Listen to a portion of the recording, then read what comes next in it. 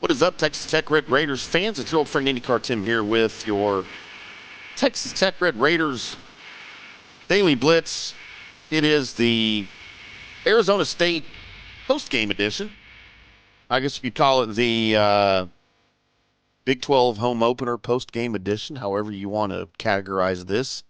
The very first ever game for the Arizona State Sun Devils in the newly expanded Big 12 conference, and they got a Texas Tech guns up welcome at Jones AT&T Stadium on Saturday with a 30-22 Red Raiders victory, spoiling their Big 12 debut. And they have a whole week to think about this. Weirdly enough, on the schedule, they play their Big 12 opener on the road at Texas Tech, and now they have a bye week going into or after this game before they play.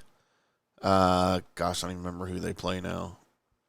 Kansas. They have their Big 12 opener at Kansas, or against Kansas, on October 5th. So they have a whole week to think about this before they even start preparing for their next Big 12 game against Kansas at home. But how about those Red Raiders, man? How about Joey McGuire?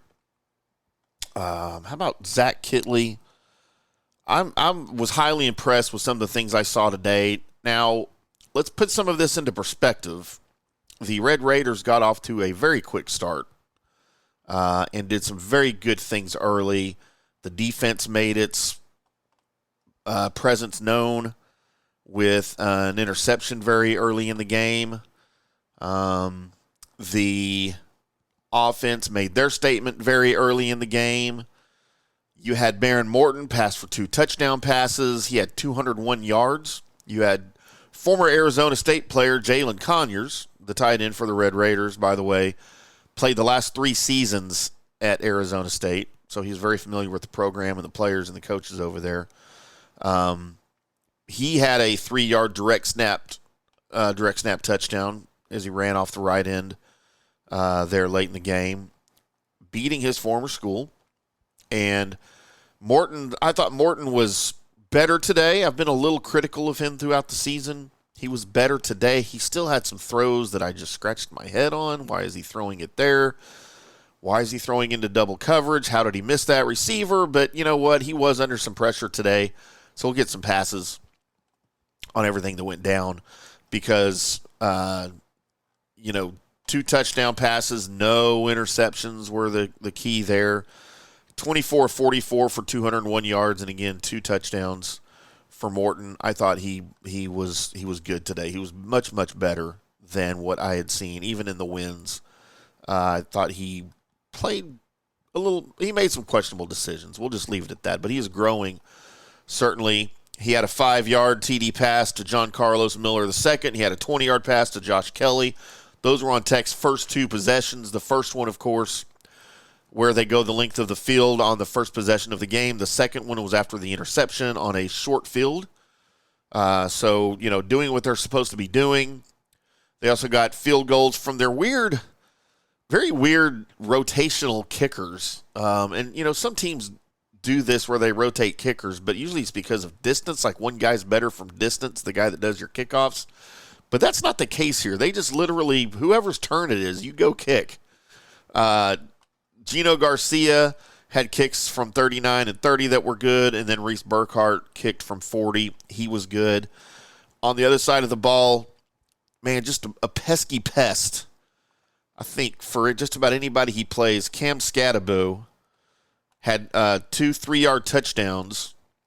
One of those was there at the end of the game with under 2 minutes to play. Sam Levitt also scored from a yard out. Cam Scadaboo came in 7th in FBS in rushing, averaging 124 rushing yards.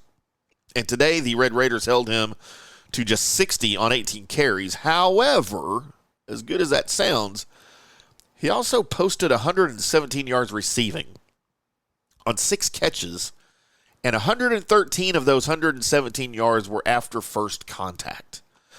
So this dude was hard to bring down. I feel like he's just a pest against anybody that he plays. Dude's good. It was really good to see Taj Brooks getting back into shape. 117 yards on 27 carries.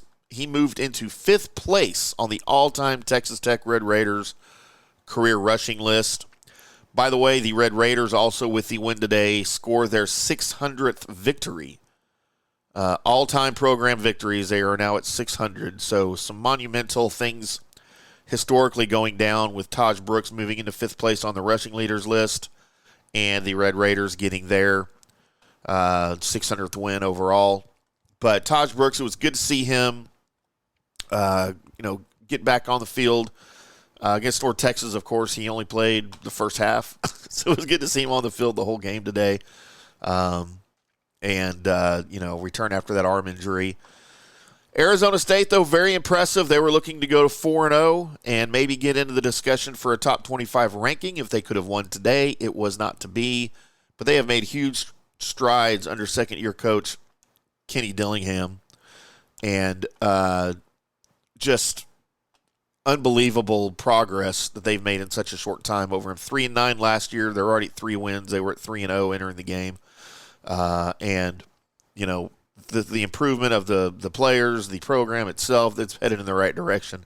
Nothing to be ashamed of at all from Arizona State fans and from the program there. The Red Raiders now have an opportunity to seek their first 2-0 conference start since 2013 when Cliff Kingsbury was the coach, and he led the Red Raiders to a 4-0 Big 12 start before they lost their next 5 and finished the season 4-5 in Big 12 play. But Texas Tech hosts the Bearcats of Cincinnati next Saturday. Don't have a time yet. We will report that for you guys over at Red Raider Review on Athlon Sports. Make sure you're checking us out there pretty frequently. Also, make sure you guys are checking out fanstreamsports.com for this podcast, other podcasts. Subscribe to our YouTube channel. Subscribe to the podcast wherever you listen to your podcasts, the audio portion of it. We appreciate you guys very much. I would love to hear what you guys thought about the Red Raiders and the Sun Devils on Saturday. 30-22 Red Raiders win. Big game for Baron Morton. Big game for Taj Brooks. Big game for the coordinators, the coaching staff. Everybody getting in on the action. Got close late, but game was pretty much already out of question there. So for the Sun Devils, we will do it again with some more recap news later on. Maybe talk about the kicking game. Maybe talk about the offense as a whole. Definitely going to get into some Cam Dickey talk as he got in on the game a little bit today. We'll do that a little bit later in the week. Appreciate you guys tuning in. I'm IndyCar Timm. Until next time, boys and girls, we will see you.